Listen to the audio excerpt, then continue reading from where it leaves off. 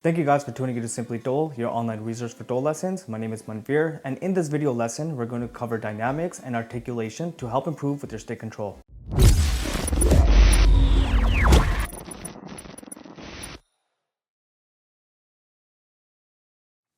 If this is your first time here and you want to learn how to play Dhol, start out by subscribing and clicking on the bell so you don't miss anything.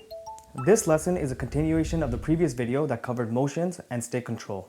Up until this point, we learned many rhythms and sequences, but more often than none, what I'm playing might sound different than what you're playing. This all lies in how we strike the dhol, and it's done through dynamics and articulation. That is, the clarity in the production of successive notes. Let's start with dynamics. Dynamics refers to the variation of loudness between strikes, and it's a measurement of volume. Keep in mind that there's no real way to measure dynamics as it's relative to what's going on around you, and the best way to practice dynamics is to be playing with music because that's when it's most transparent. Further, we can use articulations to express our ideas on the dhol, and that's by changing the sounds that we're playing. Articulation is how you approach a note. That is by adding accents or ghost notes, which can bring rhythms to life. This was illustrated in the previous video, so if you haven't checked that out already, I would recommend doing so and then coming back to this lesson. On the topic of dynamics and articulation, let's discuss accent. Accents are probably something that you've already played before, and they're basically notes that stick out in the groove. You essentially want to play a note louder so that it stands out. We'll denote this with a little sideways triangle right above the bowl, which would indicate just to play that note with a little bit more emphasis. Ghost notes, on the other hand, are played at very low volume. They add rhythmic value, but there's no discernible pitch